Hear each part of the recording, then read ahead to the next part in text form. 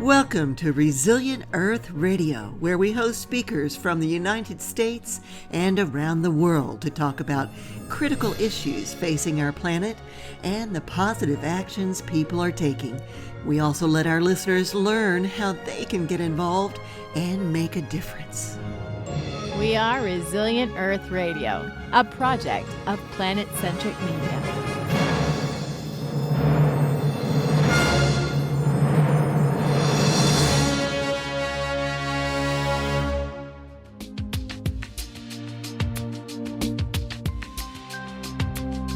This is KGUA in Wallala, 88.3 FM. I'm Leanne Lindsay, your host. With me are my co-hosts and co-producers Scott and Tree Mercer of the Mendonoma Whale and Seal Study. We have with us a sea rancher, Marcus Eriksen. He's a marine scientist and co-founder of Gyres Institute studying plastic pollution in the world's oceans. He's co-founder of Leap Lab, a center for art, science, and self-reliance, a veteran, and an author. He lectures on marine conservation, especially the impact of plastics on the world's oceans, breaking down the complexity of objectives and identifying common ground and actionable solutions. He's led more than 20 expeditions through the Gyres Institute, exploring and researching the world's oceans. As the co-founder of Leap Lab, he also lectures on biophilia and the role of art, science, and self-reliance to achieve urban resilience. And today we're going to be talking about microfibers and biodegradable plastics. We're going to discuss those along with something that he has been involved with and we want to learn a lot more about. And he's going to discuss the fifth and final negotiation session for the UN Treaty on Plastic Pollution, the final negotiation at the UN. And this is extremely important. Thanks for joining us here on KGUA, Marcus. Good morning. Good morning, and thank you for having me on this program to talk about such an important issue of ocean plastics and plastic pollution in general. So thank you. Absolutely. Yes. Where else are you located?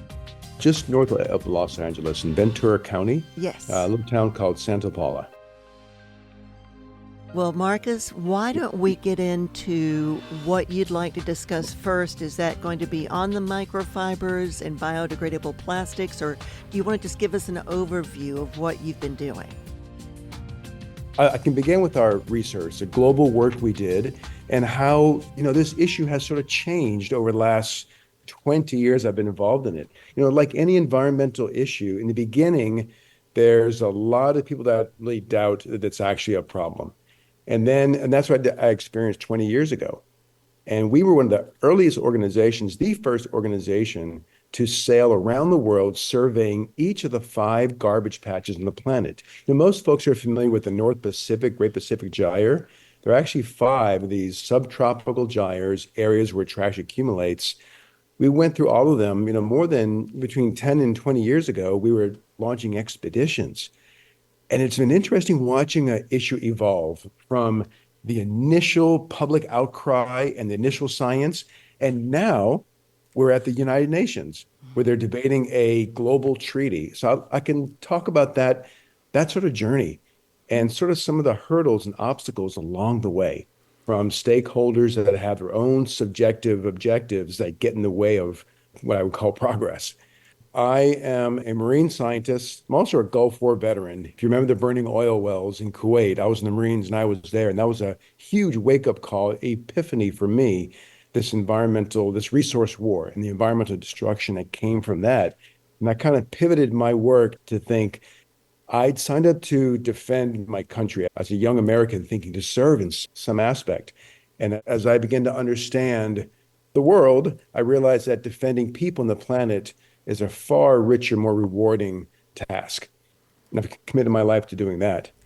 I grew up in Louisiana on the bank of the Mississippi River, a little town called Metairie outside New Orleans.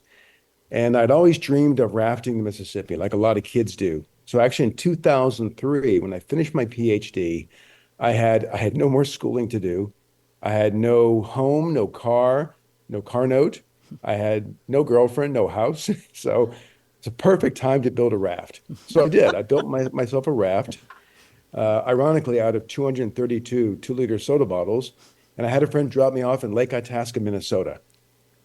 And that began a 5-month odyssey going from Minnesota down to the Gulf of Mexico, past my hometown, out to the open sea. And I fell in love with the river.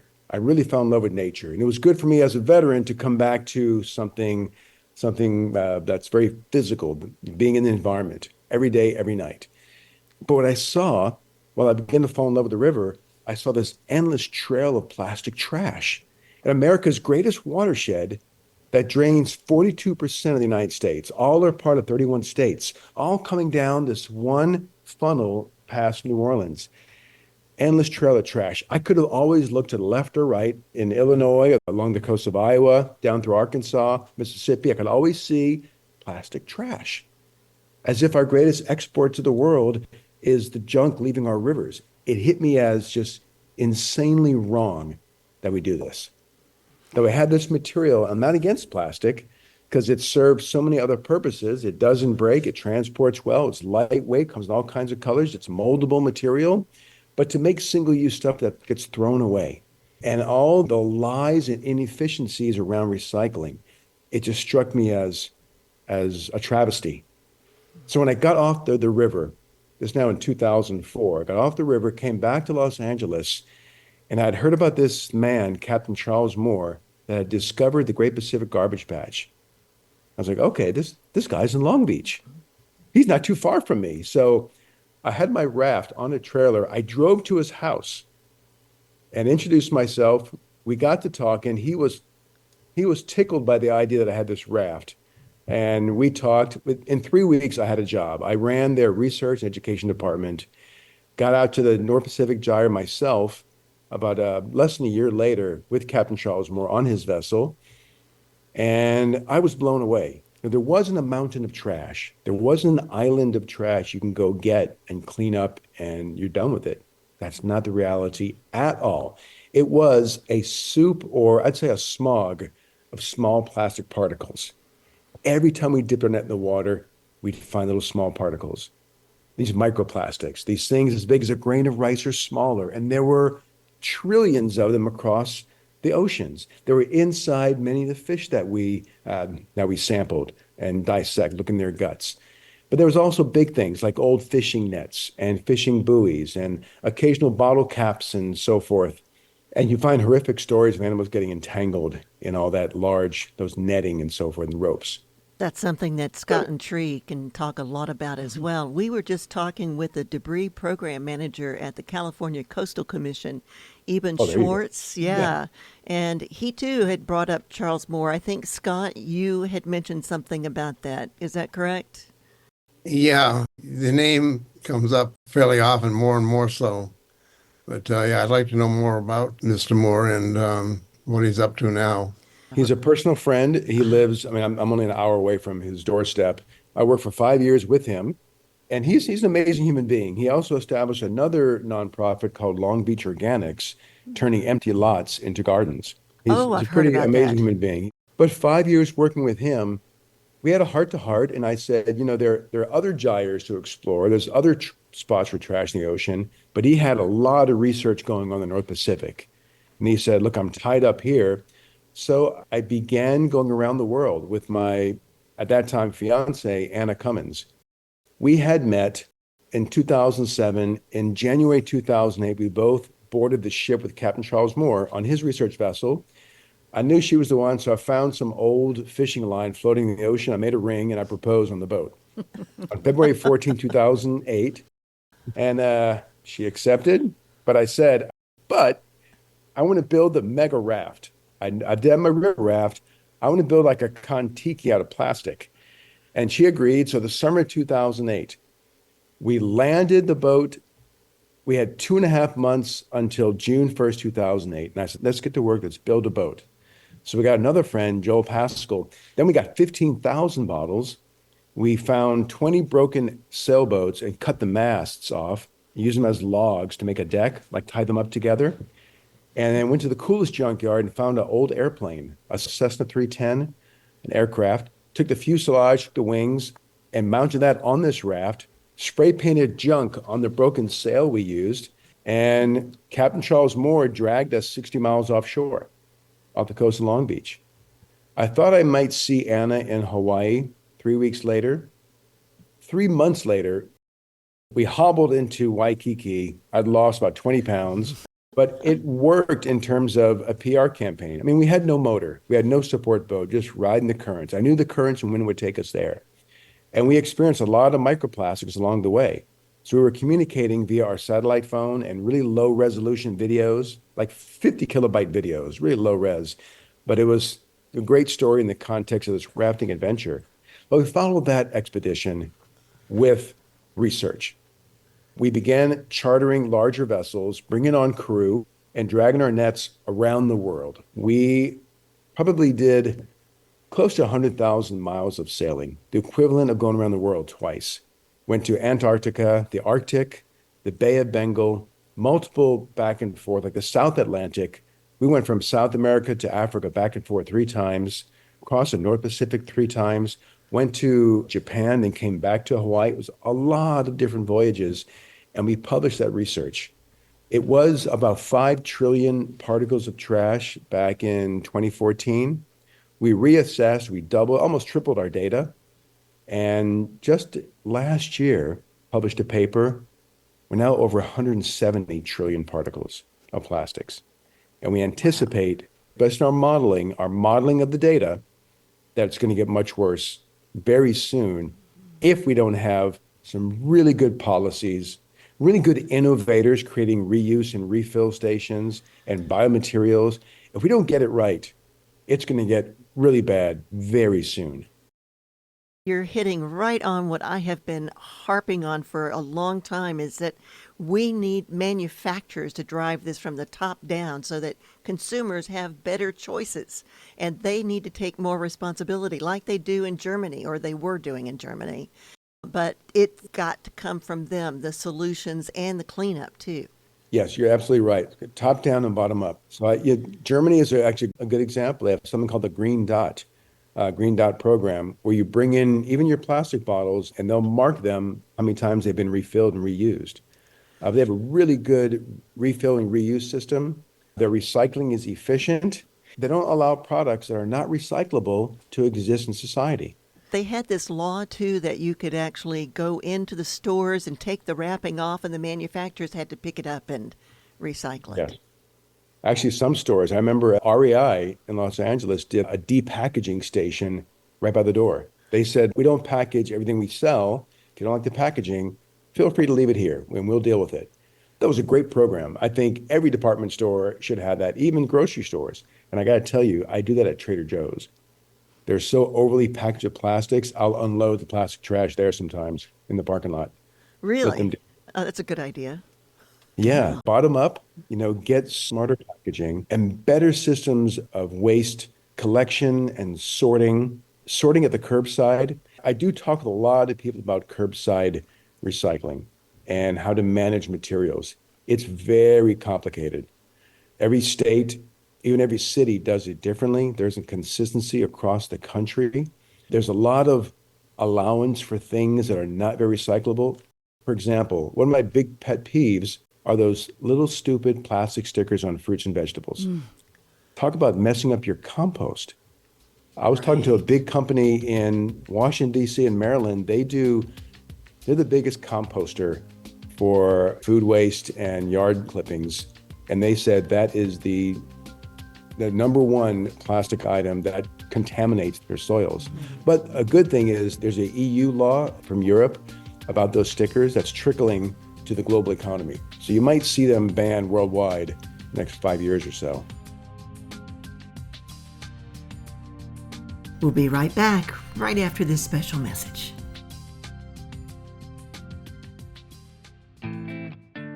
Hi, I'm Pam Hudson, owner and broker of Pamela Hudson Real Estate.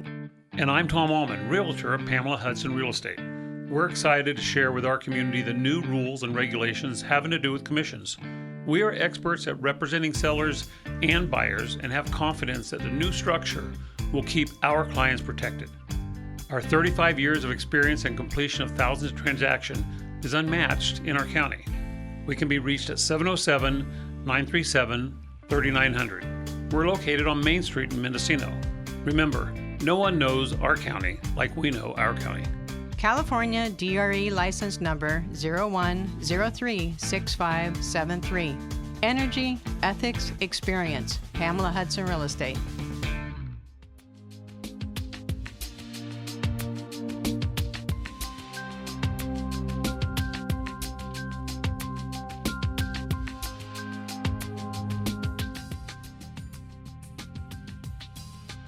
Welcome back to Resilient Earth Radio.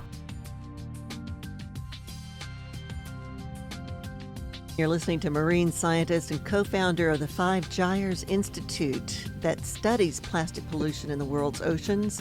He's also the co-founder of Leap Lab. And Marcus, you are with us on Resilient Earth Radio. You can find our podcast on almost any platform from Apple to Amazon, Spotify, YouTube, SoundCloud. This is Scott and Tree Mercer sitting with me here today from the Mendocino Whale and Seal Study. They have dedicated their lives to the oceans, to the marine life within them. And you were talking earlier about that Cessna 310. Well, I'm a pilot, for one thing. I was flying quite a bit, so I get it. And all the traveling that you did around the world's oceans, you wrote a book out of that called Junkcraft. Talk a little bit about that too, the book that you wrote from that experience. Sure. I kept a good journal. It's the personal experience of being out in the open ocean for 3 months on a raft with no motor. My friend Joel and I, we took turns on watch, of course. I'd have 8 hours from 1 a.m. to 9 a.m. That was my night shift, and I loved it. I had the whole sky to myself. I remember once a storm came behind me and just soaked me to the bone. The wind up to 40 knots, spun the raft around. The storm passed, and there was a full moon. So the full moon's behind me, and it lights up the sail, and here are the clouds in front of me, and a rainbow forms, but it's in shades of gray and some color. Wow. It almost brought tears to my eyes. It was so beautiful. At like 2 a.m. to see a rainbow in the sky. Very unique experience. I had those experiences all the time. Like I said, I fell in love with the Mississippi River when I rafted that. I fell in love with the Pacific Ocean even more. Spending time in nature, the bond, the very natural, bond we have, which we call biophilia, or affinity for life, it grows stronger and deeper. And the need to protect it grows stronger. You mentioned Leap Lab. Leap Lab is going to be a science center we're creating. We have the Gyres Institute doing plastics research. Leap Lab is a science center, bringing kids out in nature to experience that love of other life. Tree's a teacher, too, from long ago on Long Island, a biology teacher. Yeah, absolutely. Whatever we can do for the younger generation to inspire them and first of all, to educate them about the environment and how important it is to preserve these very delicate ecosystems that exist. On your raft, did you collect plastics onto your raft, or was that just a transport vessel? I did some research. Things were really hectic the first week. We actually almost sank on day 3. Oh, no. So all my research equipment, I had to send it back. We had one boat come and bring me, I needed glue. I needed glue to glue the caps on the bottles. It's a crazy story why we're sinking. So I didn't have my research equipment. We did get the repairs I needed while we're at sea. Actually, Anna came to find me and spent a day putting caps back on bottles, gluing them on so we could still float. Then I kept going. And then it got really serious. And I thought I might not see her again. It got really serious really fast. But once we had things stable, every day I'd empty the water out of 10 bottles. That was my goal. Empty the water, keep this thing afloat. But also try and do some research. So I made a net. I had time to sew a net, and I had some materials, the webbing, the mesh. So I made my own trawl to skim the ocean surface. And we were collecting samples. And, I knew where the hot spots were as we were approaching, getting closer to Hawaii. We're on the southern edge of the accumulation zone. And what I saw in my nets was the same thing, more abundant microplastics as we made our way. We find a few big things here and there, broken crates. We saw a couple buoys. But, again, you look at the garbage patch, it's pretty clear if you look out across, you might see a floating buoy on the horizon. When you drag your net, that's when you see that smog of the sea. And it's in every time you drop your net, every time. That's why, all these myths of ocean cleanup are just a huge distraction. You've got to work way upstream at the beginning of the problem. So that's why I'm glad you mentioned my book, Junk Raft. It's an adventurous story, and I did collect some data, but I really dive deep in solutions. So I'm glad that you mentioned, it's up to, from the top down, it's up to the makers of plastics, the makers of products to get smart. And it's up to us from the bottom up to be very cognizant of what you're consuming and what you're throwing away. And does your city have the right system to manage all that material efficiently? So we're not clogging landfills on 10-year timelines, which happened in LA actually. One landfill filled 10 years ahead of schedule because of so much trash. So yeah, I think if we can dive into solutions, we did our ocean research, we documented that. At some point, the world kind of knew there's trash in the oceans. The word got out. Enough research I'd say by 2013, 2015, we pretty much knew about the problem. Now it was looking at solutions and also doing research closer to land. So like in 2013, with a colleague, Sherry Mason, we surveyed the Great Lakes. We're like, okay, in the middle of the ocean, I could bring a jar of microplastics, the middle of the ocean, North Pacific. And I did this. I brought to the CEO of, what was the company? I'll think of it in a second. It was Procter & Gamble, a big company. Just a little They're company, like an right? 80 billion net sales company. And I brought an ocean sample. And the CEO said, well, I can't say that those are my products. Show me a Tide bottle and we'll talk. So that was very enlightening that, if you want to identify, if you want to point to a country or a company as the culprit, the middle of the ocean is not going to help you out. You got to get on land. So we went up the Great Lakes and we began to find a lot of microplastic. In fact, there are small little beads. We found thousands of these little beads. I'm sure you've heard of microbeads. Yes. But, back in 2013, no one knew of microbeads.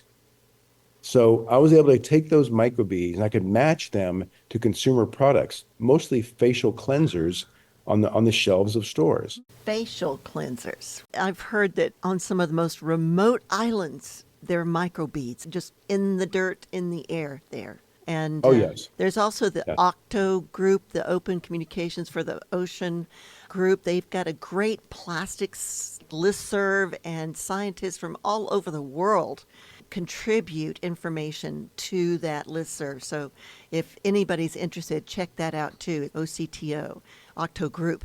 Back to you, Marcus, and you were saying about these microbeads. Yeah. So, I was always thinking, I shouldn't say always. I learned from this experience that having microplastics in the oceans doesn't drive change. It drives awareness and it drives a lot of research on the impact. To drive change, you've got to point to a country or a company. So we did that. When we found the microbeads in the Great Lakes, we, along with a lot of organizations, we all realized, okay, this is something we can solve. We know where it came from. We know which countries are responsible. We know which companies because it matches products from Johnson & Johnson and Unilever and others. And we have the research to back it up. So I published the paper, and then we with others create a huge coalition, over 50 organizations. We had lots of films being made, lots of media to share.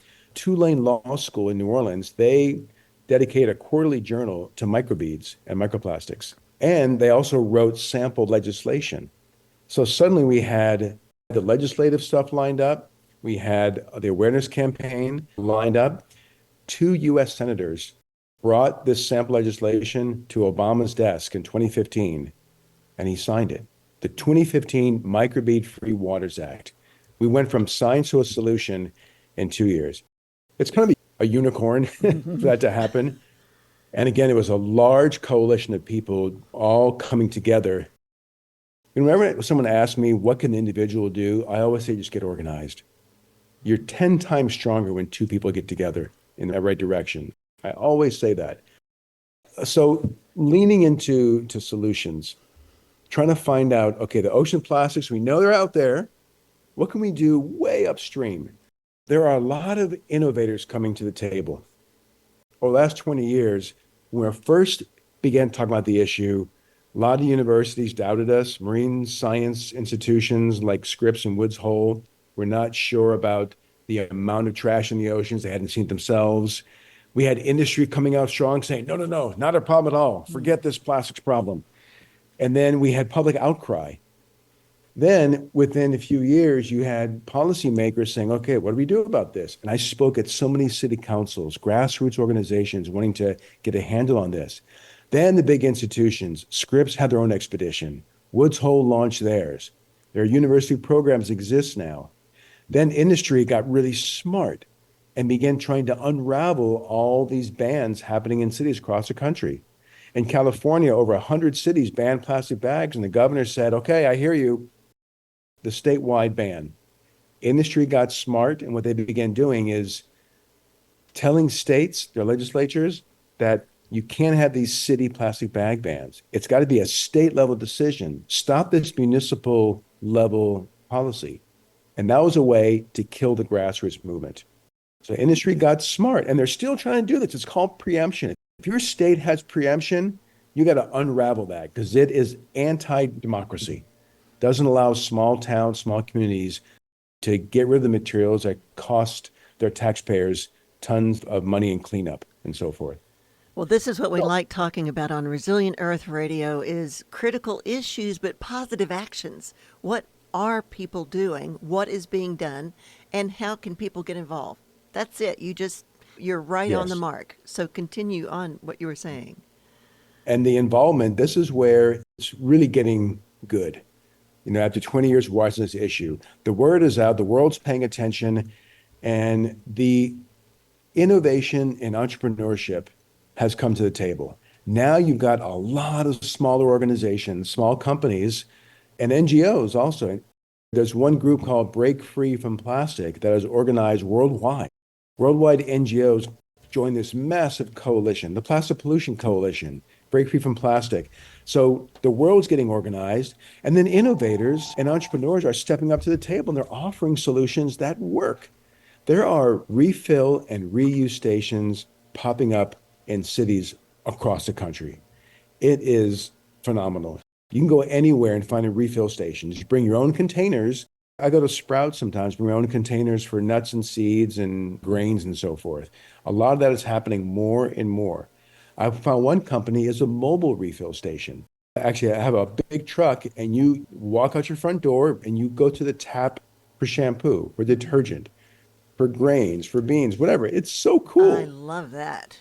But yes. we're pretty remote up here on the coast where we are. Okay. Yeah. So the innovation is there, and you've got cities. Some cities are defying this preemption bill. Like I know in Colorado, they were able to unravel their preemption bill. Industry tried to put a ban on bans, but I think it was Denver and a couple other cities said, we're not going to comply. We're going to ban this, and let's go to court. And they did, and they won. There are pathways to unravel preemption. That's the biggest threat to, local cities taking action. I'm glad you brought that up. So you've got the innovators. Yes. You've got the entrepreneurs. You've got NGOs who are acting in cities, and they're organizing internationally. Now, on the policy front, the world's paying attention. A couple of years ago, the United Nations, UNEP, chose to pursue a treaty to address plastic pollution. It was huge celebrations around the world that, okay, we're going to do this at an international stage. We're going to stop things like the international trade of trash. Did you know that up until 5 years ago, we were sending half of America's recyclables to China? Yes. In bales of garbage. Yes. They were impure. They contained medical waste sometimes. They contained munitions. There were reports of live ammunition in some of these bales. Who knows what? Just poor quality control. And then China said, no more. They called it the national sword. And that sent American recycling companies scrambling. Mm-hmm. Cities now no longer could say they're diverting half their waste from the landfill because it was actually going to China. They couldn't say it anymore. And that's been a huge wake-up call. And that's been actually a nice incentive for a lot of these reduce and reuse and refill stations, these innovators that can come in and say, okay, here's a solution that doesn't reduce the waste. No need to divert waste if we don't make. That's inspiring. So at the United Nations, now we're seeing the international debates. The stopping the trade of trash is one big thing. That's huge. Putting production caps. That's been a point of contention big time, where you've got most countries are saying, okay, let's make less plastic. Let's put a cap on production. We're pushing 500 million tons of new plastics each year. That's an insane 500 amount. million tons. If recycling worked, why would you need to make that much new plastic? Exactly. It doesn't work very efficiently. Stop for just a moment, Marcus, and explain to our audience a bit more about this effort that the UN is doing and where it got started. And it's on the final and number 5 gathering. Yes. Give us an overview. So I'll share the process. So the United Nations decided, once they decided, yes, we'll pursue a treaty, the devil's in the details. And a lot of details and a lot of devils. There are over 145 countries, no, I think 175 countries participating in this treaty process. There are 5 negotiation sessions. Each one lasts 1 week, and they're in different parts of the world. And delegates come together. The UK might have 10 delegates. Uruguay might have 3 delegates, and they all converge. The last one, INC 4, was in Ottawa, Canada. You were at the last one, weren't you? I was, yeah. And I'll be at the next one in Korea coming up in about 3.5 weeks. The one in Ottawa, Canada, it was my first one. I missed the previous 3, but it was insane. 4,000 people converged on this big conference center, and they all go into one room on day 1. In the first hour, they're sitting there, and there's the UN Secretariat, and he's there trying to herd cats. Everyone's sitting down, and he gives his welcome, and he lays out the agenda. We're trying to accomplish this in these next 5-6 days. He allows countries to speak. And some countries would say, very specific things about the treaty and thanks and sit down. And then I remember Russia stood up and began to pontificate. Took like 5 or 6 minutes. And the UN Secretariat interrupted and said, okay, we have to focus on very constructive comments. If you're just buying time, then please sit down. It was a strategy. The countries that don't want a treaty, the oil-producing countries that don't want a treaty, petrochemical-driven countries, they find every opportunity to derail and delay the treaty process. Yeah. The UN Secretariat, all throughout the whole week, he and his team, they had 2 big separate rooms and a big jumbotron, and the actual treaty was on the jumbotron, and they would debate, they'd wordsmith each line, one word at a time. One country might stand up and say, we want to see an and rather than or. And it's like watching paint dry. But each of those decisions, even that and or an or, could mean hundreds of millions of dollars in terms of revenue from reducing the global trade of plastics. So it was a little bit high schoolish in that you had cliques that were forming. So of all these countries that are forming, you had probably 6 different coalitions. One was called the High Ambition Coalition. Then there's the Like-Minded Countries Coalition. And then you had the EU, Pacific Island states, Central and South America, different coalitions forming. But the 2 that were on opposite ends of the spectrum, there's a High Ambition Coalition, which wants a strong treaty. They are aligned with what the scientists think. They want production caps. They want to stop the trade of trash.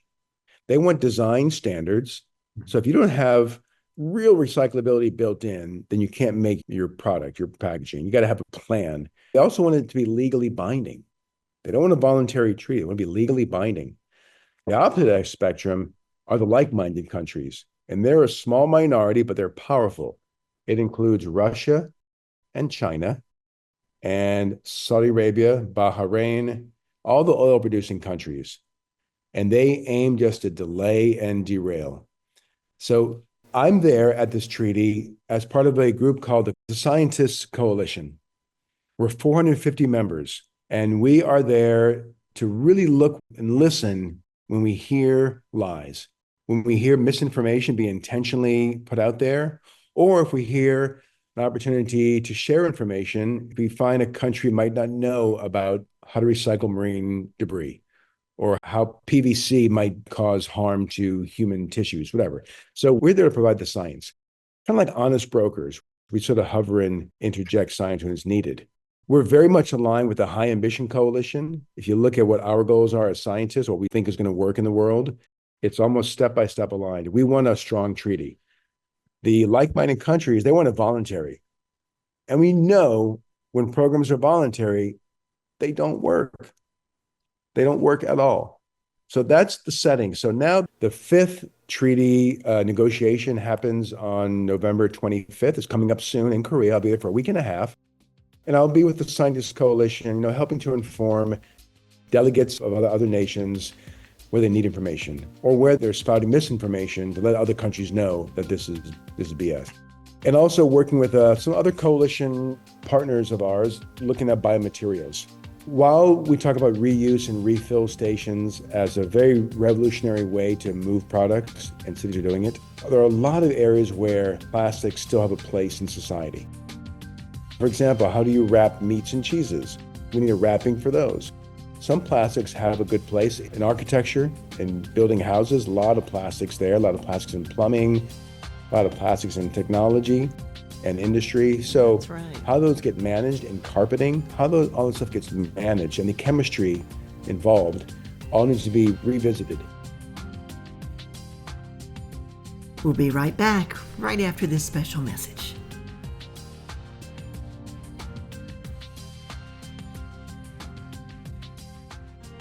Noyo Harbor Inn, Restaurant and Spa sits majestically above a riverbank with sweeping views of endless forests, a flowing river, and a harbor in Fort Bragg, California. The full-service Harbor View Bistro and Bar overlooks the Noyo River and features California coastal cuisine. Artisanal details abound at their finely restored Arts and Crafts Hotel. Singular woodworking, spacious soaking tubs, and unique room configurations make it a one-of-a-kind experience. The Mendocino coast is lined with rugged cliffs for whale and bird watching and hidden coves and beaches where you can find solace and solitude. Start with breakfast on the deck, then head out for an adventure along the coast and finish off the day with a massage in their spa or soak in your own in-room tub.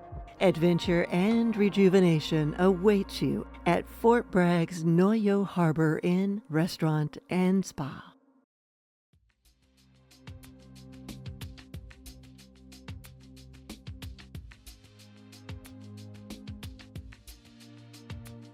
Welcome back to Resilient Earth Radio. Are there materials that act like plastics, that don't come from fossil fuels, that don't cause harm when they get into the environment? Quite a tall order. Like to expect a material, it's going to behave perfectly while it's on the store shelf. The moment it touches the ocean, it begins to fall apart. That's a hard thing to find, but there's been so much research and development over the last, I'd say, few decades, especially the last 5 or 10 years. There are a lot of companies on the market now that are making alternative materials. I was a science advisor for a contest put together by the Lonely Whale Foundation, trying to find the best replacement for saran wrap. Yes. Those thin cling wraps, they work great. They're great for so many reasons, from the cling wrap around pallets, pallet wrap, to packaging clothing. Like this prize was actually funded by Tom Ford, and he wanted to find another poly bag to package clothing. And of course, those kinds of thin films for packaging food as a moisture barrier, an air barrier. There are a couple companies that stand out. One's called Not PLA, the other is called Sway. Both these companies use seaweed. You can process seaweed and make a clear, clinging wrap. And it's a new, novel material. It's going to revolutionize packaging. Part of the prize was looking at everything from the end of life of the material, but also where it comes from, the sourcing of it and the sustainability of that. It's decentralized production. You could buy your seaweed from farmers around the world. Almost every coastal country is doing some seaweed harvesting. If you create seaweed farms, there are lots of them out there. They sequester a lot of carbon. They create a lot of life. A lot of life lives in those seaweed farms. They can produce all kinds of other materials as well, everything from textiles to medicinal value and a lot of seaweed.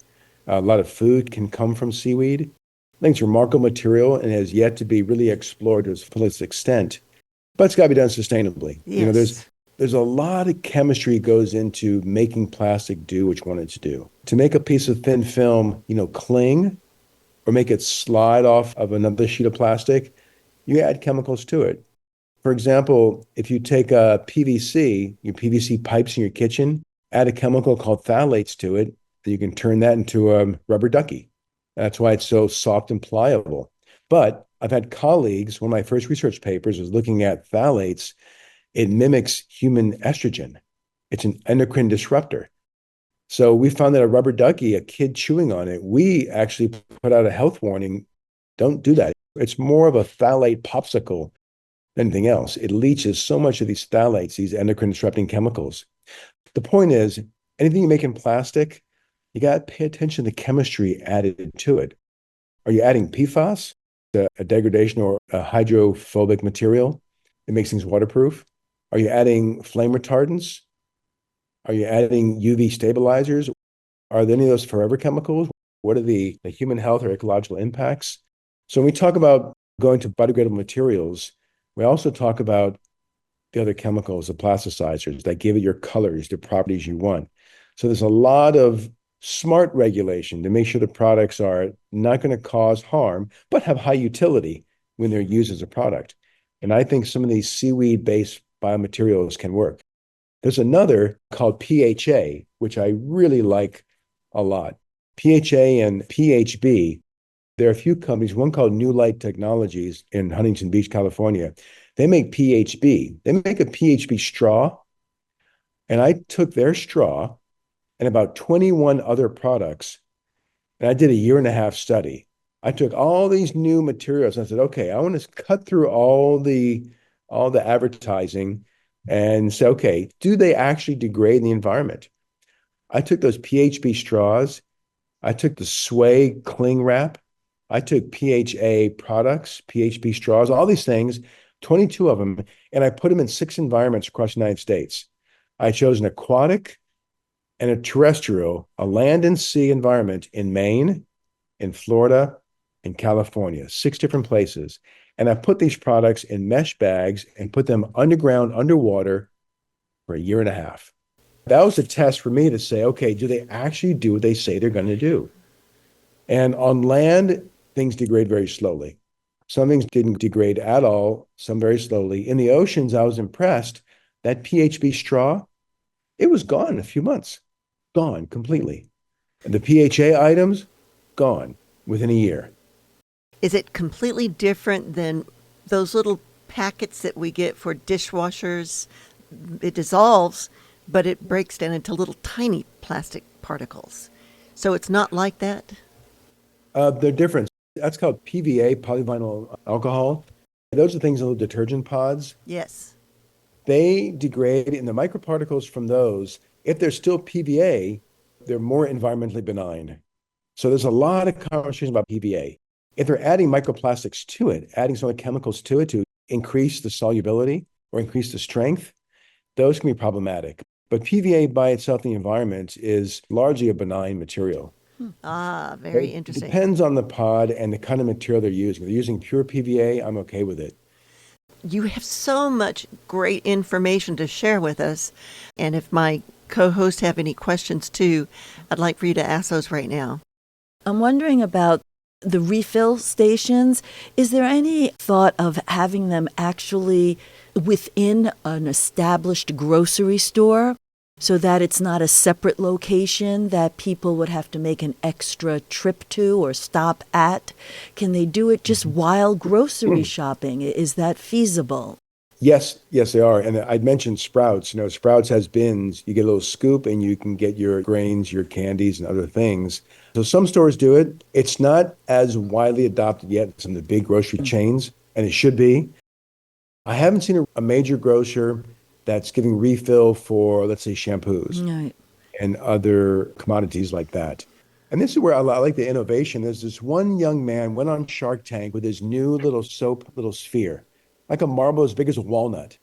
And it's called Nobe, N-O-B-E is his company, I think. But he was a kid, looked around his house. He said, here's some dishwashing soap for my dishes. There's soap for my clothing, soap for my dog, for my cat, to wash my floors, to wash the car. And it's all soap. My shampoo is the same stuff. It's just soap. So he and his parents' help hired a chemist, made a soap marble. Shark Tank offered him like 100 grand or something and half his company. He said no. And the last time I followed him, had his first round of investment, over 3 million he raised for his company. And he's fresh out of high school. And that's why I love listening to young people, young innovators, young organizers.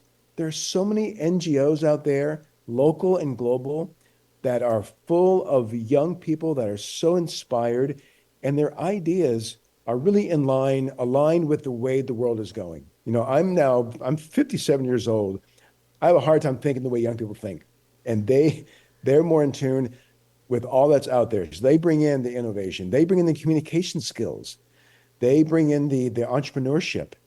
So I love supporting young people when I find them out there. And young scientists, you know, I've now been at this for 20 years.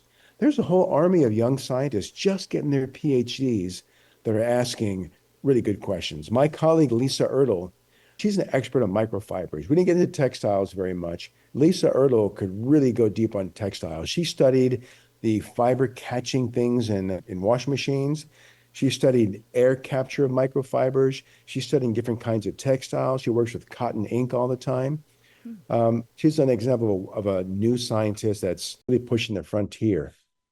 So, you know, as I look back on 20 years, we're still going strong. The UN, it's still a debate happening, but I'm more optimistic because I see a lot of young people in entrepreneurship, in leadership, in science that are taking the reins and moving things forward. Well, obviously, Marcus Eriksen, we're going to have you back for an update on all of these things and expand our topic even more. And I just wanted to check in real quick with Scott. Scott, do you have a question you'd like to ask? Thank you very much. This has been incredibly instructional. I decided early on when you started, I wasn't going to interrupt you because there was just too much information coming. I mean, seriously, it becomes very discouraging. As I was listening to you talk, you were talking about when it gets down to the bottom line with corporations, even their own families and themselves, their health, still gets down to the bottom line with their profit, their stockholders. I was sitting here thinking of all this, that why people would not jump into a cleaner environment, and then it gets into their profit line. You've heard stories like this, but in New Hampshire, there was a large group of school kids who decided that they wanted Mylar balloons and other types of balloons banned. And they took it all the way to the state legislature, and they did a field trip there, and they were going to present their case to have certain inflatable balloons banned in New Hampshire. And the day they arrived, so did the balloon lobby. Lawyers in three-piece suits came to counter school kids, and they carried the day, the balloon lobby, showing the amount of money New Hampshire makes with their sales taxes and so forth. And the kids went away with quite an instruction in participatory democracy. So, I'd love to have you back. Your schedule permits. I had a few questions about the sailing you did back and forth about, from a practical standpoint, how you did that. It's fascinating. And I was also wondering about the sampling you did of the plastic, and hopefully we have you back. We can talk about that a little more. And Love to come back and tell you more. Yeah, I hope you Please do. Thank you very much for coming. It's been wonderful. My pleasure. Great conversation. Thank you. Yes, and that was Marcus Eriksen. He's with Gyres Institute. He is co-founder, and he's a marine scientist studying plastic pollution in the world's oceans. You've been listening to KGUA in Wallala, 88.3 FM. This is Resilient Earth Radio. I'm Leanne Lindsay, along with Scott and Tree Mercer of the Mendonoma Whale and Seal Study. Thank you again, Marcus, for joining us today, and we look forward to having you back. My pleasure. Thank you. Till next time. All right, till next time. Thanks for listening. Live, local, coastal. This is KGUA 88.3 FM.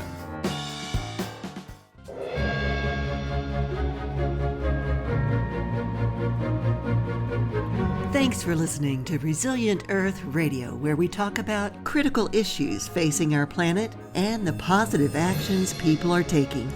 Produced in association with Planet Centric Media, Seastorm Studios, and KGUA 88.3 FM, a public radio station on the Northern California coast. You can find us on Facebook and Instagram and wherever you get your podcasts. The music for the show is Castle by the Sea from international composer Eric Alleman of the Sea Ranch in Sonoma County, California.